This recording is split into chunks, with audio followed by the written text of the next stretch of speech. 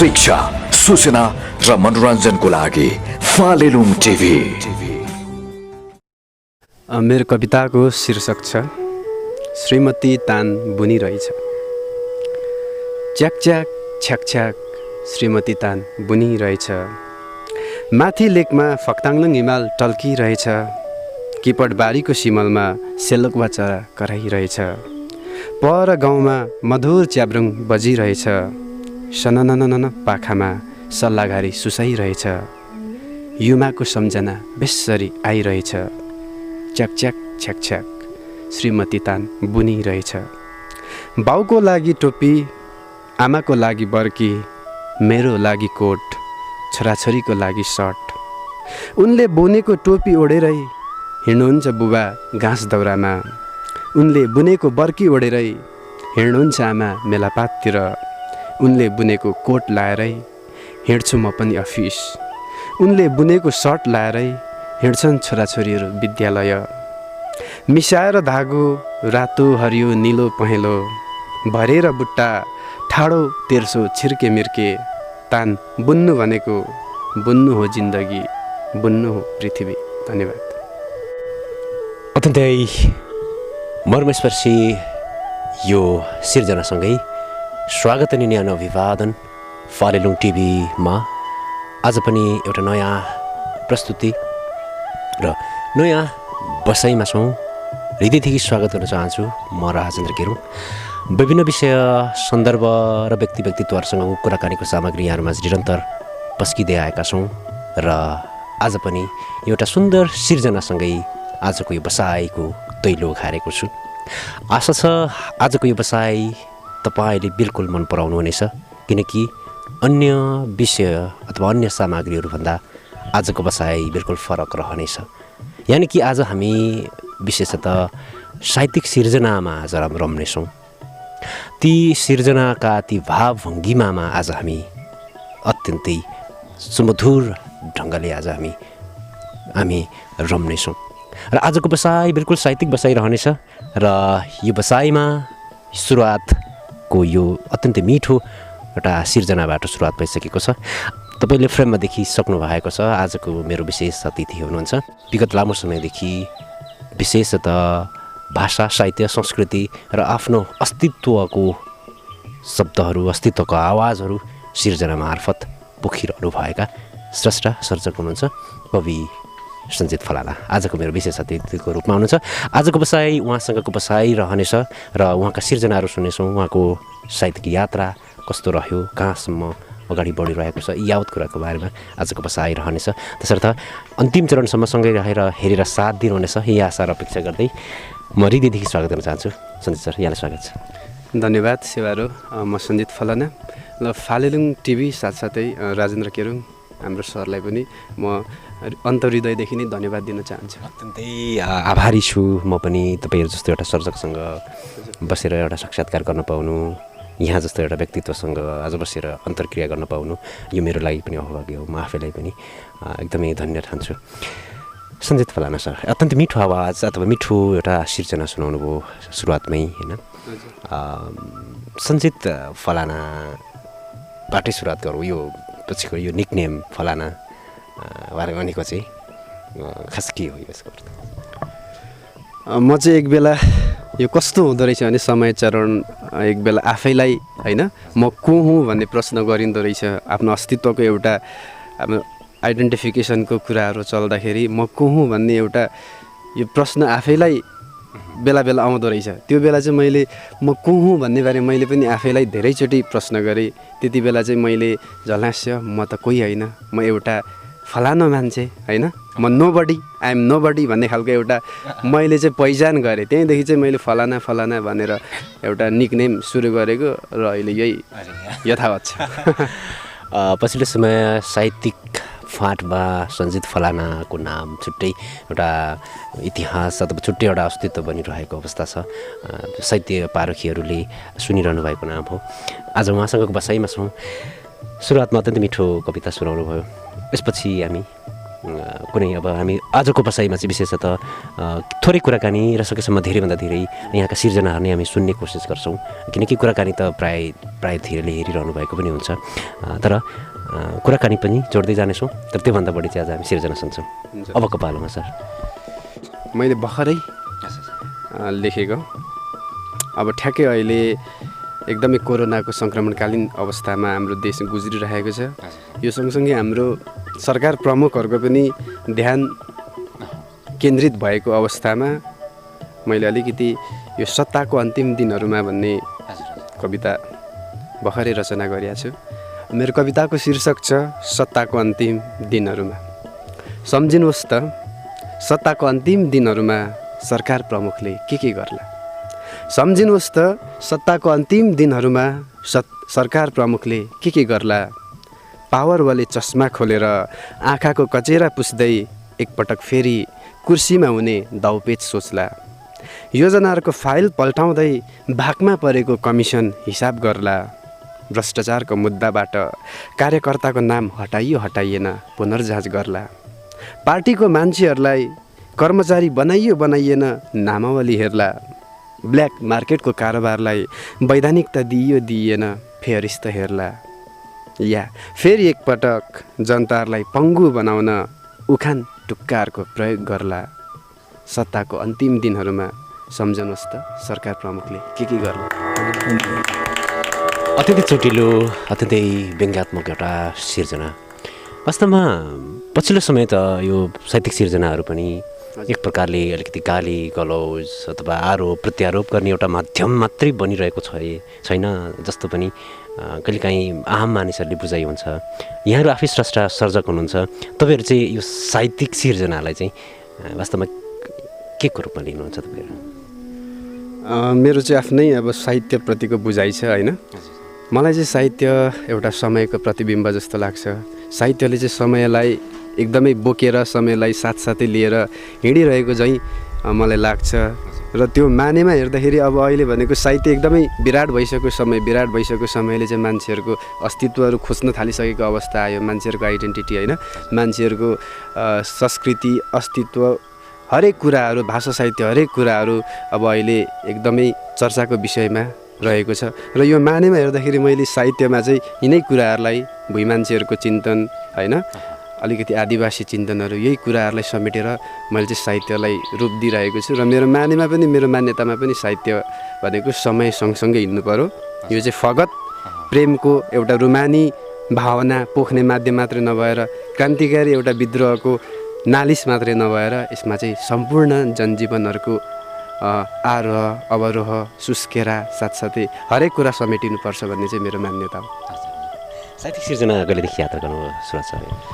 मेरो साहित्यिक सिर्जना लगभग 8-9 वर्ष नै भयो। तर पहिले चाहिँ अब एउटा रहरले दिँदै थियो, रहरले लेखिँदै थियो। अरूको अब यसो साहित्यहरू हेर्ने, प्रभाव पर्ने र त्यसलाई चाहिँ 1-2 शब्द छाटकाट गरेर लेख्ने एउटा सुरुमा चाहिँ त्यसरी मैले सुरु गरेको। र साहित्यलाई मजाले बुझ्न थालेको भनेको लगभग यो 70को दशकदेखि यता हो। र 7 वर्ष भइसक्यो साहित्यलाई मजाले चिनेर अहिले चाहिँ केही अलिकति चिन्तन साथ मैले साहित्य सिर्जना गरिरहेको छु। सिर्जनाहरू फुटकरको रूपमा अथवा कुनै साहित्यिक कृतिहरूको रूपमा बजारमा सञ्चित फलानाको के छ सर? अहिलेसम्म मेरो त्यस्तो कृतिहरू नै चाहिँ आएको छैन होइन। फुटकर रूपमा विभिन्न पत्र पत्रिकातिर चाहिँ मैले पोस्टहरू गरिरहेको अवस्था छ। र अहिलेसम्म भन्नै पर्दा होइन फेसबुकमै अलिकति म केन्द्रित भइरहेको छु। र अब बिस्तारै मेरो साहित्यहरू पुग्छ, प्रसारमा आउँछ। हजुर आशा गर्छौँ यहाँ जस्ता एउटा सर्जकहरूको सिर्जना बुलन्द हुनु जरुरी छ, किनकि यहाँबाट सिर्जित भएको सिर्जना आम मानिसमा, आम पाठकमा पुग्नु जरुरी छ। र त तपाईँका सिर्जनाहरू कस्ता छन् भन्ने कुराको धेरैले थाहा पाउनुहुनेछ। आशा गर्छौँ अझ आगामी दिनहरूमा तपाईँका सिर्जनाहरू अझ निरन्तर आउने नै छन्। अत्यन्तै मिठो सिर्जनाहरू गर्नुहुन्छ। विशेषतः सिर्जनामा अथवा यस्तो कविताहरूमा बढी साहित्यिक फाँटहरूमध्ये, साहित्यिक विधाहरूमध्ये बढी कुन विधामा कलम चलाउनुहुन्छ तपाईँ? मेरो साहित्यिक विधा भनेको कविता नै हो। मलाई सञ्जित फलाना भनेर चिनाउने विधा कविता नै हो। र पछिल्लो समय चाहिँ म अलिकति आख्यानतिर पनि, कथातिर पनि म मोडिरहेको छु। र बिस्तारै मेरो एउटा भनौँ न मेरो गतिशीलता उपन्यासहरूतिर पनि आउने मैले चाहिँ सोच बनाइरहेको छु, तर अहिलेलाई म कवितामै केन्द्रित छु। हजुर हजुर। ओके, हामी कविता सुन्छौँ आज विशेषतः, र उहाँको साहित्यिक सिर्जनाहरू त आजको व्यवसायमा रहने नै छ, किनकि अत्यन्तै मिठो सिर्जना गर्नुहुन्छ। सञ्जित फलाना धेरैले सुन्नुभएको नाम हो, किनकि साहित्यको यो आकाशमा एउटा उज्जवल एउटा नक्षत्र हुनुहुन्छ। उहाँका सिर्जना सुन्दै जानेछौँ सर अबको पालामा। अहिलेलाई चाहिँ मैले यो हाम्रो फाल्गुनन्द राजमार्ग भन्छौँ हामी, दमुकदेखि रविसम्मको खण्ड, र त्योभन्दा माथि जुन यो एकदमै दुर्गम इलाकाहरू छ र त्यसलाई एउटा दुर्गम सडकले गाँसेको छ। लगभग दमकदेखि हाम्रो रवि चिसापानी हुँदै राँकीसम्मको एउटा सडक खण्ड छ, र यो सडक खण्ड चाहिँ अलिकति हाइलाइटमा नआएको हो कि चर्चामा नआएको हो कि प्रसारमा नआएको हो कि, र आयो भने यसले चाहिँ एकदमै बाह्य साथसाथै आन्तरिक पर्यटनलाई चाहिँ एकदमै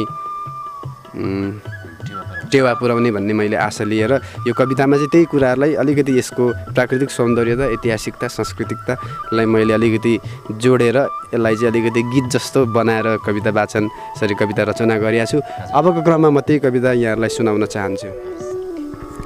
दमक माथि उत्तर छाती घुम्नलाई निस्केको, दमक माथि उत्तर छाती घुम्नलाई निस्केको, रतुवा खोला घुम्ती र गोला सयौँ खेप जिस्केको, माङसेबुङ ठाउँ साकारी गाउँ के विधि सुधार, एकताको कर्म किरात धर्म शान्तिको आधार, माङमालुङ शक्ति सेवा र भक्ति देवीको निवास, प्रकृति पुज्ने देउतालाई बुझ्ने रीति र रिवाज, देउराली बाँकी रविलाई मागी पाउमै निउरौँ कि, बेहुली ढुङ्गा गुराँसको थुङ्गा सिरैमा सिउरौँ कि, सप्तमी डाँडा कुहिरो छ गाडा बादलको गजुर, धुपी र सल्ला स्वर्गको डल्ला जता जाउँ हजुर, फुङ्सेन मेला भेटभाको बेला एकैछिन हाँसौँ न, पालामा ख्याली भाकामा हाली धानैमा नाचौँ न, गुर्बिसे बजार सोल्टिनी हजार सेवाढोक चढाउनु, फक्ताङलुङ हिमाल उत्तिस सिमल हेरीमा पठाउनु, चारखोले असर पान्थरे पसल साइनो है छिनाउँ, इमानसिंह शालिक माटोको मालिक इतिहास चिनाउँ, नवमी देख्दा दशमी टेक्दा पुरानो बास बस्ती, सरल जीवन प्रकृति रनवन मनको मोज मस्ती, राखेको चिसो माया है बस्यो छुर्पी र खोर्सानीमा, शिरको माथि सिलौटी राखी हाँसौँला जिन्दगीमा, त्यो पौवा भन्ज्याङ च्याङभा र मैच्याङ एकता जुटेको, त्यो लब्रे कुटी 17 थुम जुटी मुचुल्का उठेको, लाली है खर्क तलतिर फर्क लिम्बुवान राजधानी, फिदिम सहर याक्थुङ लहर सुम्हालुङ कहानी, लिम्बुवान भूमि हृदय छामी पहिलो भेटैमा, लिम्बुवान भूमि हृदय छामी पहिलो भेटैमा, अगाडि सर्छ स्वागत गर्छ लिम्बुवान गेटैमा। धन्यवाद। वास्तवमा अत्यन्तै यति सुन्दर सिर्जना, यति धेरै यहाँको भौगोलिक परिचय, यहाँको एउटा भौगोलिक चिनारी पनि बोक्ने एउटा अत्यन्तै राम्रो सिर्जनाहरू। वास्तवमा यो सिर्जना यति शक्तिशाली छ, वास्तवमा कलमको त्यति धेरै शक्ति हुन्छ जसले विश्वलाई बदल्न सक्छ। साँच्चीकै यहाँको गाउँ ठाउँको परिवेशको चिनारी गराउने यस्ता सिर्जनाहरूले साँच्चीकै शब्दले नै प्रस्ट्याउँछ कि कति धेरै सुन्दर यी ठाउँहरू छन् भन्ने कुरा पनि हो, होइन सर? यसो सोच्दाखेरि अघि पनि भनिहाल्नुभयो, साहित्यिक सिर्जनाहरू भन्ने चिज चाहिँ मलाई लाग्छ रुमानी कल्पना, एउटा स्वर कल्पनामा सिर्जना गरिएको भन्दा पनि यथार्थता अथवा यहाँको भौगोलिक अथवा यहाँको जे छ देखिने यी चिजहरूमा आएको सिर्जना र स्वर कल्पनामा आधारित सिर्जनाहरू मध्येमा यी दुई बिचको फरक अथवा यी दुई बिचको बाहिर सुन्दा हेर्दा र दर्शकहरूले पनि मन पराउनेमा चाहिँ बढी कुन खालको सिर्जनाहरूमा बढी झुका, बढी एक प्रकारको दर्शकहरूको पनि एक प्रकारको उहाँहरूको रुचि पाउनुहुन्छ सर आफै सिर्जना गर्दाखेरि चाहिँ? सुरुमा लगभग मैले साहित्यलाई मजाले निहाल्नु थालेको मैले अघि पनि भने 70 को दशकदेखि हो, र सुरुमा हेर्दाखेरि नेपाली साहित्यमा के देखिन्छ भने एकदमै क्लिष्टता, होइन, एकदमै शब्दहरूलाई चाहिँ एकदमै खचमच्याएर शब्दहरूलाई चाहिँ एकदमै यो जाल जस्तो, होइन, एकदमै गहन शब्दहरूको युज गरेर चाहिँ साहित्यहरू लेखिरहेको अवस्था थियो। र त्यसमा चाहिँ आयामेली कविहरू पर्थ्यो, हाम्रो बैरागी काइँला, ईश्वर बल्लभ त्यसै गरी इन्द्रकुमार राईहरू जस्तो अग्रजहरू पर्नुहुन्थ्यो। उहाँहरूले चाहिँ आन्दोलन साहित्यिक आन्दोलन स्थापना गरेर चाहिँ उहाँहरूले कवितामा एकदमै बहुआयामिकता देखाउने खालको क्लिष्ट शब्दहरूले चाहिँ कवितालाई एकदमै गहन बनाउनु भएको अवस्था थियो र यो मानेमा हेर्दा कविता एकदमै जटिल भएको अवस्था थियो। हतपत कोही कसैले कवितालाई सरल रूपमा बुझ्न सक्थेन र बिस्तारै त्यो परम्परा तोडिँदै आयो र अहिले चाहिँ साहित्यिक आन्दोलनहरू विभिन्न खालको आइरहेको छ। त्यो पछाडि हाम्रो बुट पालिस भन्ने एउटा आन्दोलन पनि आयो है, राल्फा भन्ने आयो, तरलवाद भन्ने आयो, हुँदा अहिले पछिल्लो समय बजार पिटिरहेको भनेको हाम्रो उपेन्द्र सुब्बा, राजन मुकारुङ, त्यसै गरी हाङयुग अज्ञातहरूको सृजनशील अराजकता भन्ने एउटा साहित्यिक आन्दोलनले चाहिँ बजार पिटिरहेको छ र यो आन्दोलनको मुख्य ध्येय भनेको कविताहरूमा साहित्यमा पहिचानको कुरा, अस्तित्वको कुराहरू ल्याउनुपर्छ भन्ने हो र अहिले बिस्तारै हाम्रो बजारमा हेर्दाखेरि बेस्ट सेलिङ एउटा कन्सेप्ट साथसाथै हटके कविहरूको रूपमा चाहिँ उहाँहरू नै स्थापित भइरहनु भएको छ, जसले पहिचानलाई लेखे, अस्तित्वलाई लेखे र भुइँ मान्छेहरूको कुराहरूले उहाँहरूलाई नै नेपाली साहित्यमा चाहिँ एकदमै अग्लो स्थान पाइरहेको मिलिरहेको मैले अनुभूत गरेको छु र यो मानेमा हेर्दा अहिले कविताहरूको होइन साहित्यहरूको क्रेज भनेको यही विषयतिर नै लागिरहेको अवस्था छ। हजुर हजुर, पछिल्लो समय त जस्तै साहित्य सिर्जना गरेर नामदाम कमाउन सकिने, देश विदेश भ्रमण गर्न सकिने अथवा कविता कन्सर्टको कन्सेप्टहरू पनि आइसकेका छन्। त्यो हिसाबले हेर्दाखेरि अब सिर्जना गर्ने सर्जकहरूको अवस्था चाहिँ अबको समयमा चाहिँ कस्तो देख्नुहुन्छ तपाईँ? लगभग अब 70को दशकदेखि लगभग झन् एक दशक पुरा गर्दै युवा हाराहारीमा हुनुहुन्छ। अबको भविष्य कस्तो देख्नुहुन्छ सर्जकहरूको? पहिले चाहिँ भन्थ्यो होइन, उपन्यास कथा लेख्नेको घर बनिन्छ, कविता लेख्नेको चाहिँ शालिग मात्रै बनिन्छ भन्थ्यो। यसको मतलब के हो भन्दाखेरि कविता चाहिँ थोरैले पढ्छ। हुन त यो एकदमै गहन विधा हो, यसले सत्तालाई पनि ढालेको हामीसँग उदाहरणहरू छ। यसले चाहिँ समाजले परिवर्तन गरेको, देशको राजनीतिलाई परिवर्तन गरेको जस्ता अहम भूमिका कविताले खेल्छ। तैपनि कविता चाहिँ थोरैले मात्रै पढ्ने विषय, बौद्धिक विषय भएकोले कवितामा त्यति साह्रो मान्छेको रुचि देखिँदैन र कथा उपन्यासहरूमा चाहिँ एकदमै धेरै रुचि देखिन्छ। यो चाहिँ एउटा इन्टरटेनमेन्टको पाटो पनि भएको नाताले तैपनि आजभोलि कवितालाई पनि धेरैले बुझ्न थालिसकेको छ, अध्ययन गर्न थालिसकेको छ र मान्छेहरूले चाहे भने, कविहरूले चाहे भने कविता लेखेरै पनि, तर अलिकति गम्भीरता हुनु पऱ्यो, अलिकति चिन्तन सङ्घर्ष हुनु पऱ्यो, कवितै लेखेर पनि बाँच्न सकिने आधार चाहिँ बनेको अवस्था छ। अत्यन्तै एउटा सकारात्मक कुरा हो हामी मान्छौँ, किनकि समय परिवर्तन सँगसँगै एउटा साहित्यको एउटा छुट्टै भूमिका हुन्छ। साहित्यको समाज परिवर्तन, राष्ट्र विकासको लागि साहित्यको एउटा छुट्टै बाटो, एउटा अभिन्न एउटा भूमिका हुन्छ। तसर्थ साहित्यिक सिर्जनाहरू त्यति नै लोकप्रिय छन्। त्यही भएर पनि आजको बसाइ हामी सञ्जित फलानासँग छौँ। साँच्चीकै उहाँको सिर्जना मिठो त छ नै, तर त्योभन्दा बढी साहित्यप्रतिको चिन्तन, साहित्यप्रतिको गहन अध्ययनले पनि पक्कै अबको साहित्यिक उहाँको सिर्जना र साहित्यिक यात्रा कतातिर जान्छ भन्ने कुराको सजिलै आकलन गर्न सकिन्छ। साँच्चीकै मिठो बसाइ हुँदैछ, मलाई आशा छ, लागिरहेको पनि छ। अब यहाँले जस्तै योभन्दा अगाडि धेरै सिर्जनाहरू होइन, फुटकर सिर्जनाहरू गरिरहनु भएको छ। अब सिर्जनाको रूपमा चाहिँ अथवा कृतिकै रूपमा चाहिँ कहिले ल्याउनु तयारी हुनुहुन्छ अथवा के सोचमा हुनुहुन्छ सर? अब कृतिको रूपमा मैले अहिले नै सोचेको अवस्था छैन होइन। भर्खर अब लेखिँदैछ भनौँ न, भर्खर सिकिरहेको अवस्था छ र अझै पनि मैले गहन अध्ययन गर्न, अनुसन्धान गर्न, खोज गर्न, चिन्तन गर्न अझै नै बाँकी नै छ जस्तो मलाई लाग्छ होइन। र अलिकति मान्छेले रहरले मात्र चाहेर हुँदैन, अलिकति रहरले सिर्जना गरेको चाहिँ अलिकति त्यो क्षणिक मात्रै हुन्छ र अलिकति गहन अध्ययन साथ, गहन अनुसन्धान, गहन खोजी नीति साथ, चिन्तन साथ गरेको कृति चाहिँ अमर रहन्छ। त्यही मानेमा म पनि अलिकति बरु टाइम लगाएर होस् होइन, समय एकदमै प्रतीक्षा गरेर, त्यो भन्छ नि हाम्रो नानीहरू उत्पादन हुनु त 9 महिना लाग्छ होइन, त्यसरी नै हाम्रो साहित्यिक सिर्जनाहरूमा पनि एकदमै घोत्लिनुपर्ने अवस्था हुन्छ।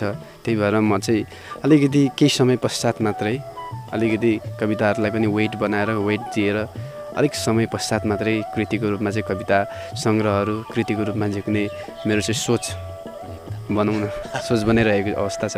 ओके, तपाईँको सिर्जनाहरू साँच्चीकै गजबले र साँच्चीकै निकै गहकिला शब्दहरू सहितको एउटा त्यो खालको सन्देश सहितको सिर्जनाहरू आओस्, हामी पनि यही कामना गर्छौँ। सञ्जित फलानासँगको बसाइमा छौँ, आज हामी उहाँसँग कुराकानी पनि जोडिरहेका छौँ। सँगसँगै उहाँका बढीभन्दा बढी आज सिर्जनाहरू तपाईँ समक्ष राख्ने जमर्कोमा छु। तसर्थ आजको बसाइ पक्कै तपाईँहरूलाई निकै रमाइलो भइरहेको होला आशा गर्छु। जहाँ जुनसुकै ठाउँमा रहनुभएको छ हामी तपाईँको एकदमै सुस्वास्थ्यको कामना गर्छौँ। तपाईँको माया सद्भावप्रति हामी सदैव आभार व्यक्त गर्न चाहन्छौँ। अबको बसाइमा फेरि सञ्जित सरको अर्को प्रस्तुति।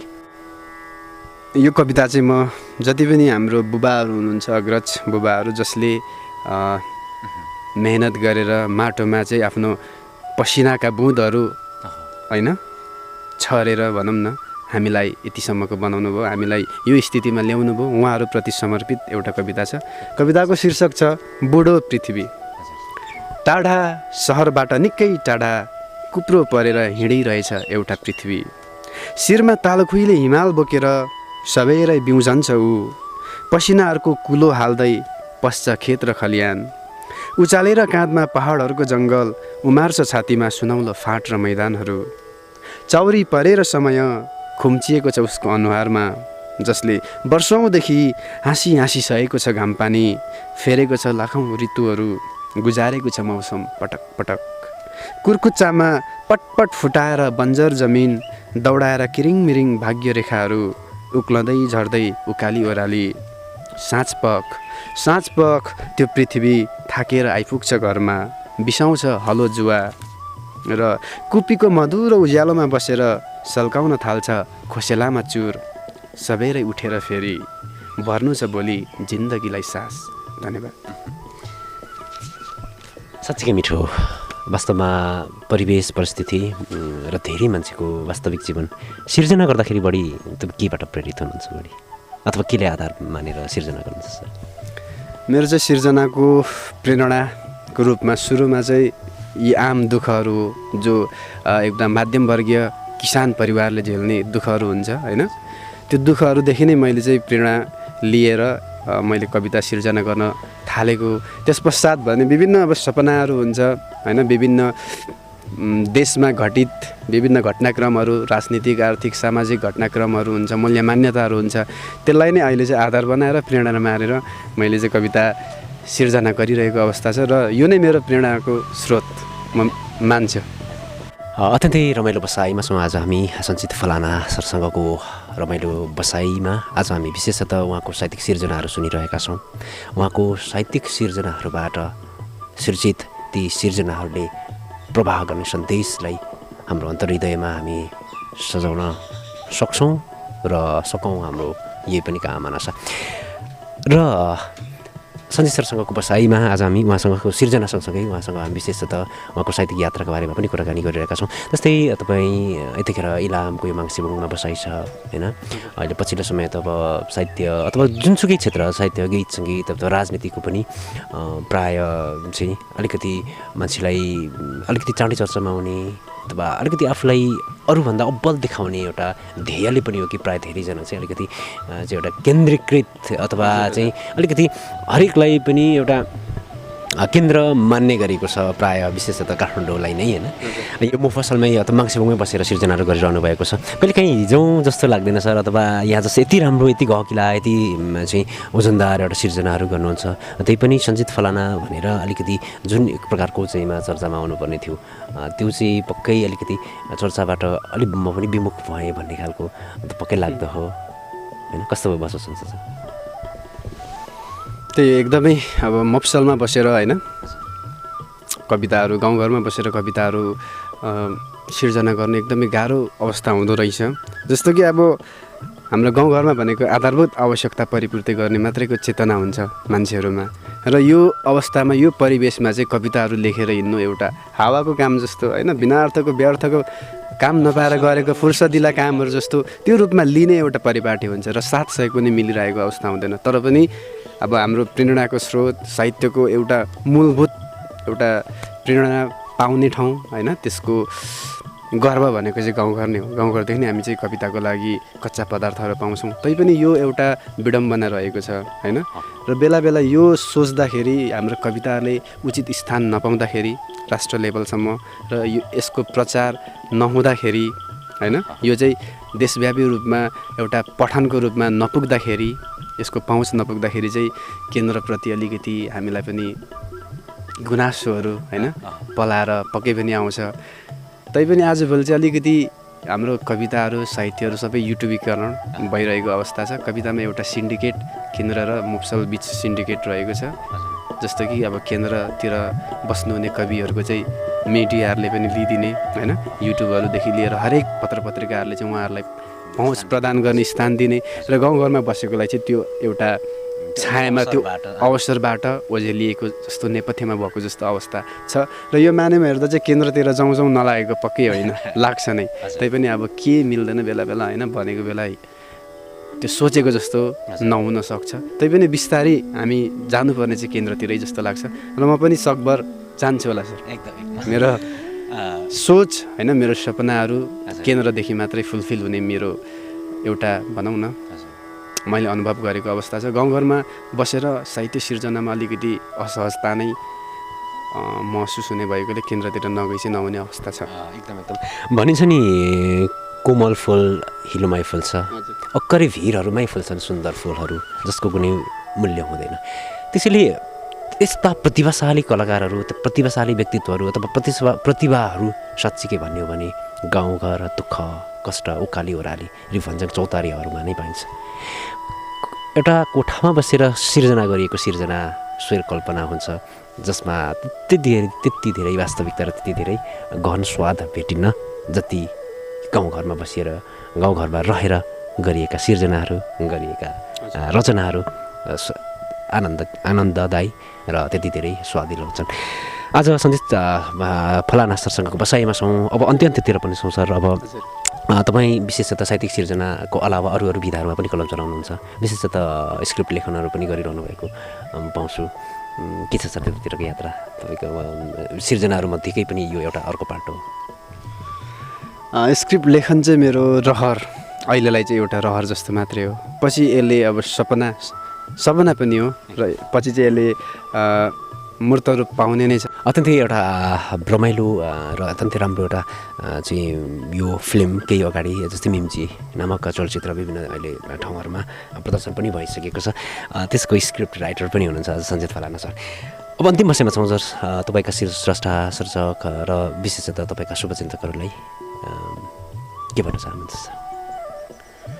अब अहिले ठ्याक्कै कोरोनाको समय छ होइन, सङ्क्रमणको समय छ। अहिले चाहिँ म चाहिँ विशेष त्यो कुरालाई पनि जोडाएर म जति पनि मलाई चिन्नुहुने साथसाथै फालेलुङ टिभी राजेन्द्र सरको शुभचिन्तकहरू जति पनि हुनुहुन्छ, म उहाँहरूलाई के भन्न चाहन्छु भने घरमै बस्नुहोस् अहिलेलाई होइन, आफै सचेत हुनुहोस्। हाम्रो लकडाउन अलिकति फितलो खुकुलो भइरहेको अवस्था छ, यसमा आफैले बुझेर सचेतना अपनाउनुहोस्। साथसाथै साहित्यहरू एकदमै अध्ययन गरिदिनु होला, कविताहरू होइन, जति पनि सिर्जनाहरू छ यो सिर्जनाहरूले देश बदल्न सक्ने यसमा दम रहेको छ। यसमा चाहिँ समय चेतहरूको कुराहरू आउँछ, यसलाई अध्ययन गरिदिनु होला, पढिदिनु होला। साथसाथै फालेलुङ टिभी हेरिदिनु होला, उहाँहरूको एउटा युट्युब च्यानललाई सब्सक्राइब गरेर उहाँहरूलाई पनि आफ्नो स्थानहरूमा आफ्नो एउटा जुन उहाँहरूको एउटा अस्तित्व छ उहाँहरूलाई पनि स्वीकार गरेर अघि बढिदिनु होला भन्न चाहन्छु। अत्यन्तै यो महत्त्वपूर्ण समय र साथको लागि धेरै धेरै आभार व्यक्त गर्न चाहन्छु यहाँको। यो आगामी आउँदा दिनहरूमा अझ सिर्जना यात्रा अझ उज्जवल बनोस् र लाखौँ दर्शक श्रोताहरूको ढुकढुकी बन्न सक्नुहोस्। तपाईँका सिर्जनाहरूले त्यत्तिकै भोलि गएर मदन पुरस्कार समेत प्राप्त गर्न सक्ने एउटा त्यो खालको सिर्जनाहरू आउन सकोस्, हामी यो कामना गर्छौँ। र यो महत्त्वपूर्ण साथ र समयको लागि सरलाई धेरै धेरै धन्यवाद दिन चाहन्छु। हस्तो नगेन, मैले पनि अब मेरो मनको कुराहरू होइन, गुनासाहरू दुखेसाहरू के भन्छ उपापोहहरू भनौँ न, मेरो पनि आर्तनादहरू, मेरो पनि एउटा मनका जिज्ञासाहरू पोख्नको निम्ति तपाईँले मलाई पनि एउटा स्थान दिनुभयो। यसको निम्ति म फालेलुङ टिभी साथसाथै हाम्रो राजेन्द्र केरुङ सरप्रति हार्दिक आभार व्यक्त गर्न चाहन्छु। ओके आदरणीय दर्शकहरू, आजको यो बसाइ के कस्तो लाग्यो तपाईँको सल्लाह सुझाव र प्रतिक्रिया कृपया कमेन्ट बक्समा राख्न नभुल्नुहोला। र आज हामी तपाईँलाई धेरैभन्दा धेरै सिर्जनाहरू श्रवण गराउँदै थोरै भए पनि मनलाई शान्त पार्ने हाम्रो कोसिस रह्यो। हाम्रो प्रयास के कस्तो रह्यो, तपाईँको सल्लाह सुझाव र प्रतिक्रिया अत्यन्तै आवश्यक छ र हाम्रा लागि मार्गनिर्देशक हुन्। यी अनुरोध गर्दै जहाँ जुनसुकै ठाउँमा रहनुभएको छ स्वस्थ रहनुहोस्, बिरामी हुनुहुन्छ, यहाँको शीघ्र स्वास्थ्य लाभको कामना गर्छु। यात्रामा हुनुहुन्छ, तपाईँको यात्रा सफल रहोस्। कुनै पनि कामको सुरुवात गर्ने सोचमा हुनुहुन्छ, तपाईँको काम सफल रहोस्, यही कामना गर्छु। र आजको यो बसाइबाट म राजेन्द्र केरुङ र मेरो विशेष अतिथि सर्जक सञ्जित फलाना हामी एकसाथ बिदा लाग्छौँ। नमस्ते सेवा नमस्ते सेवा। नयाँ नयाँ सामग्रीको लागि कृपया हाम्रो च्यानललाई सब्सक्राइब गरिदिनुहोला र त्यसपछि आउने बेल बटनलाई क्लिक गरिदिनुहोला।